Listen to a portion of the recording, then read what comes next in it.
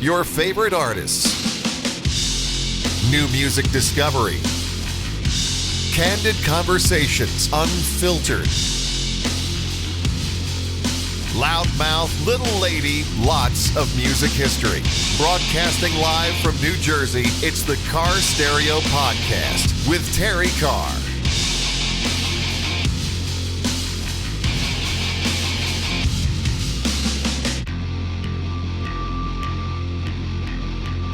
I am with Dino Wild. I love that I first knew you as Dino McCord, and now I know you as Dino Wild. And I heard you mention, you kind of have to invent the person who you think you want to be. Right. That's what it's all about. So in the pocket. Dino, of course, the frontman for Red Voodoo, a band that there's just so much buzz about, and there's so many boxes for me to unpack with you. We spoke briefly before we got rolling. So I'm going to ask you, how does a kid under 25, man under 25, but I first saw you 5 years ago, you were a kid. Yep. Where do you find all of these kind of retro rockers that have fed your soul and pushed you into this thing that you feel like you cannot do without? I think it really stems from my parents, from my father. He was in bands back in the 80s, and he was the one that kind of pushed me to really pursue music, you know what I mean? And it started from there, and I just totally fell in love with it. And I've been really fortunate to meet a lot of the old retro rockers and look up to them, and it's just an amazing thing just to be a part of. When I first saw the band, I was like, who are these kids? You had the coolest clothes on, and you came out and you did what I call the rock star frontman thing, which is so important in music. You've got to bring the people into the music that you're making. Now, my first feeling was like, wow, they're so cool. They're very like Humble Pie, Jonesy, Aerosmith, Bad Company. But then hearing who your influences were, a lot of the 80s rockers, you are Sammy Hagar approved. The band is called Red Voodoo. So then it started to click with me where I was like, I hear a lot of that too. So when you were listening to 80s music, what was the first song that drew you in? I'll even take it a step further. The first concert my father ever took me to was Sammy Hagar on the Circle in 2017. All right. So that's really where it kind of sunk in for me. Is like, I want to do that. That's what I want to do. I saw Sam, I saw Mike up there. Bottom was with them at the time. Yep. And that's really, sunk in. I was like, oh man, I want to do that. And it really was Sam's approach to being a frontman is, his energy, his positivity, and that's what I wanted. He's the Jimmy Buffett of rock and roll. Yes, it's party. Yeah. You're with Sam, and it is, oh shoot, I have a big chicken foot thing. I should have brought it over. It's right over here.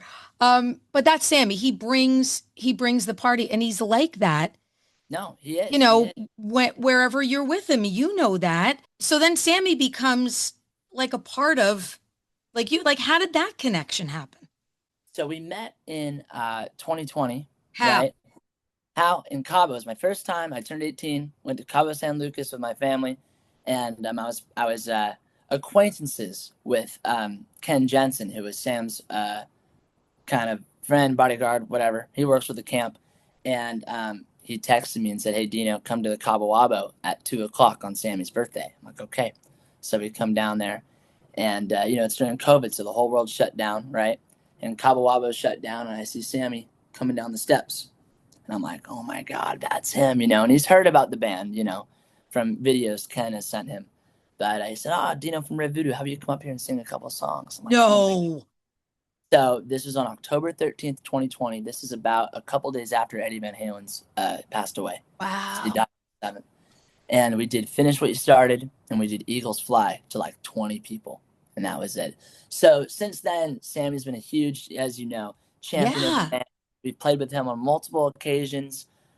Played Guy Fieri's birthday party with him for his 55th. Guy approved as well. You're in the Guy camp too. Yeah. So, and it's really cool. He actually funded the record the debut EP.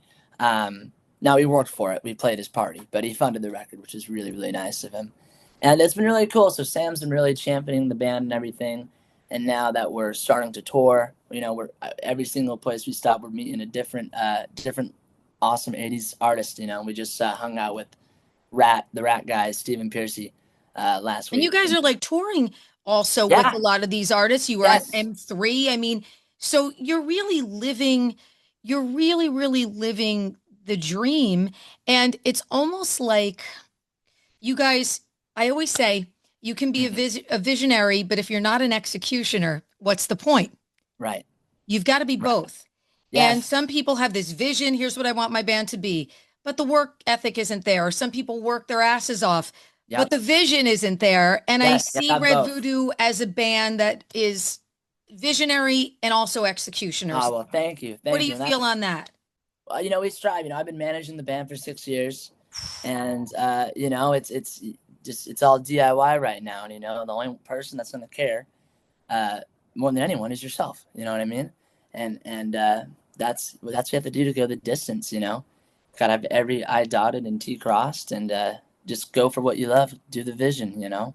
I also want to give some props to Frank Hannon. Oh, of course, because he kind of was the first, Frank, kind of mastermind, and I think it's so amazing to have people that recognize the talent. People don't waste. Nobody has time to waste these days. The return on attention sucks.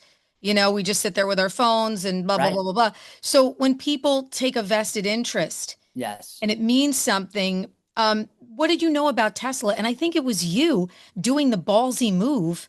Like, you had balls. Didn't you just like contact him or something?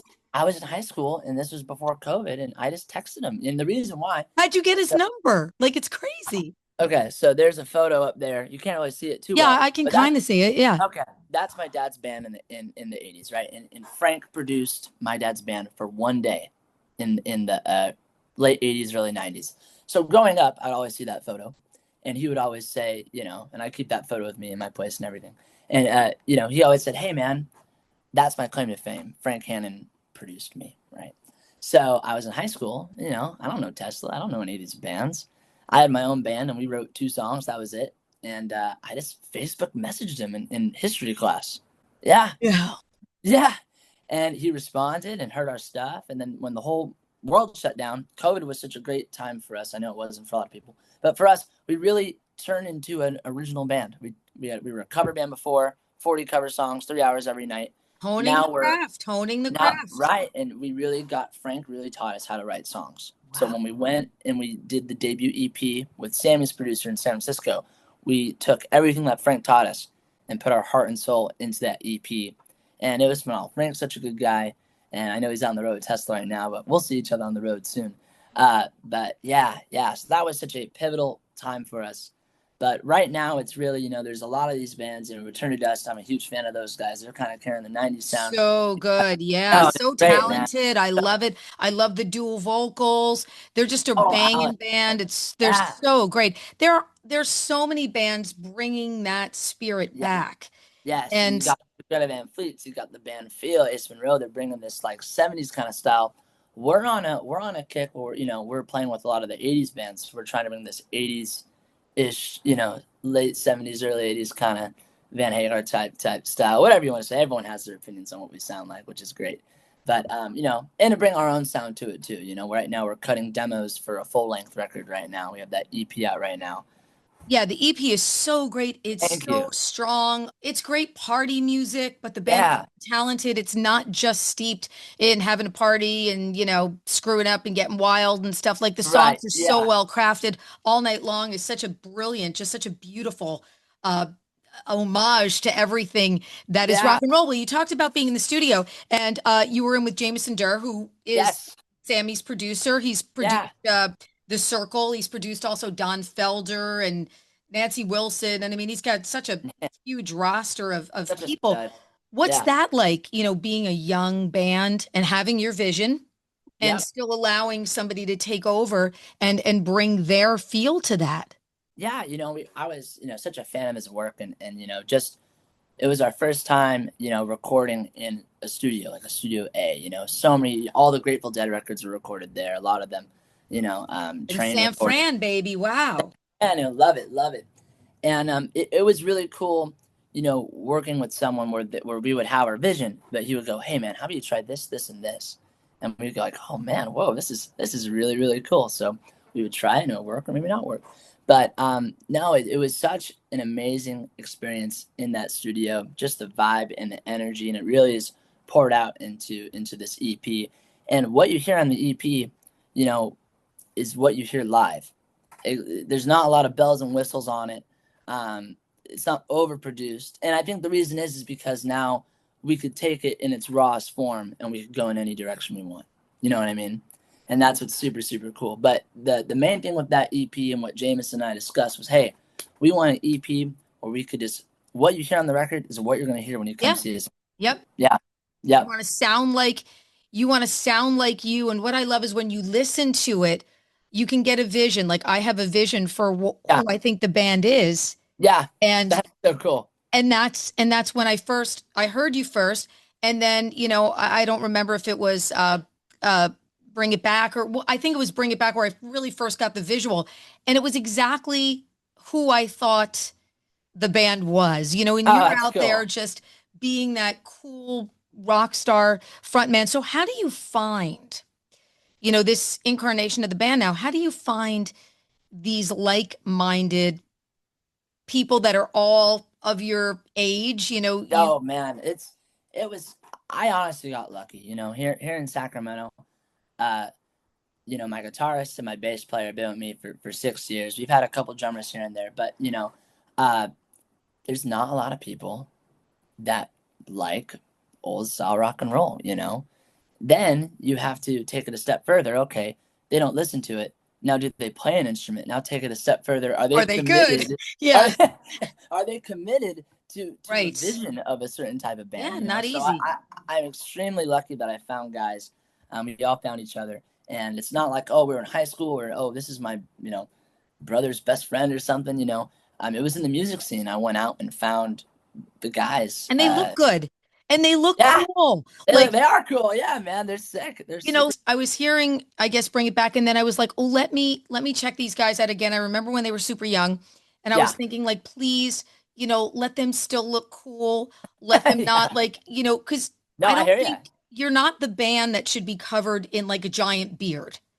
No, I wanted you to look a certain way. Yeah. And then I put the video on. I was like, oh, yes. This is exactly what I wanted this band to look like on stage. Yeah, and it's kind of funny, because since like we're a Gen Z rock and roll band, I'm trying to coin that phrase for us. But you know what I mean? It's like, all right, how do I appeal to my generation? You know what I mean? And that's I'm experiencing with that, with fashion and clothing, all that kind of stuff.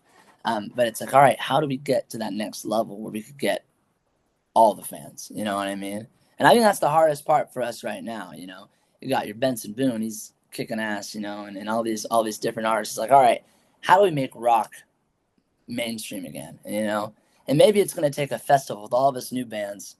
Oh, I love that. I love that. Everybody steeped in 70s, 80s, and 90s. Oh, that is such Let's do it, Terrie. Let's do killer idea. We should put that together. Well, I had Return to Dust in studio with me, not that long ago, and was just so impressed about how they could just break it down. And, London Hudson's on the, he just had like some tchotchke thing that he was, like cajon type thing that he was like messing with. And they just had such a groove and such a vibe. And I'm looking at all these super young faces and I'm like, this is going to be the future of what rock and roll is. Well, how has social media played into that for you guys? Because it's so different now, where it's so different, you have all these opportunities. Yeah, since we're an independent band, we don't have a label, anything like that just yet. But it's really kind of like the best way to get out there for us. I'll post a controversial thing where it's like, oh, we sound like this band and this band, and I've seen a couple other bands do it. It's like, and then boom, people, boom, boom, boom, yeah, boom, and people start fighting in the comments, and it's great, it's perfect, and how much hate comments we get is even better because they don't know it's helping us, man. Right. It's great, But no, with social media, it really is just an inside look into ourselves and into our craft. We could show that to people who aren't at the shows. The power of social media, and yeah, just showing people online like what we're about, which is super, super cool, you know, instead of back in the day where no one had social media. So it's a really cool tool, and it's a great way to connect with our fans. So the ultimate tour for you, and then I'm going to have you give the next gen of rockers some information. But if you could go out with three bands, Oh, um, who would you pick? I got to show you. So I think is great. my Van Halen sign over my head. Hang on. Yeah. Oh, I Yeah, see there's it. the Van. Oh, There's right the Van on. Halen Highway sign, Oh yeah. baby. Yeah. Oh yeah. That is so, so cool. Let's see. Let's see. I'm gonna give you. I would say Metallica Mm. for sure. Mm. Metallica, big Metallica fan. Uh, Metallica. Let's do Greta Van Fleet, and let's do the Struts. Ooh, I love that. Yeah. Three definitely sonically very different bands, Yes.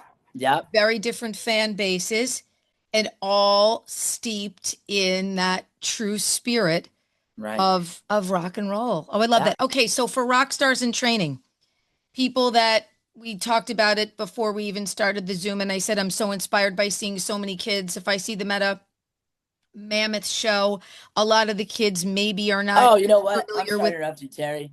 Wolfgang, Wolfgang. He's Mammoth. Yep. unbelievable. I get 4. That's my 4th for You got sure. four, baby. You There got you go. four. But it's so Yeah. inspiring to see these kids standing outside the bus that maybe didn't know Eddie and didn't know the Van Halen days and just see him as such an inspiring musician, songwriter, vocalist.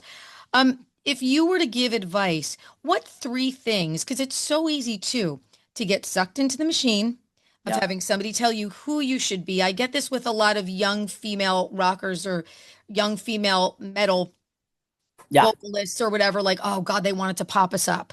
You know, they've said, I Right. have to do this or wear this or sound like Right. this or No. do a duet with someone because my own music isn't going to cut it.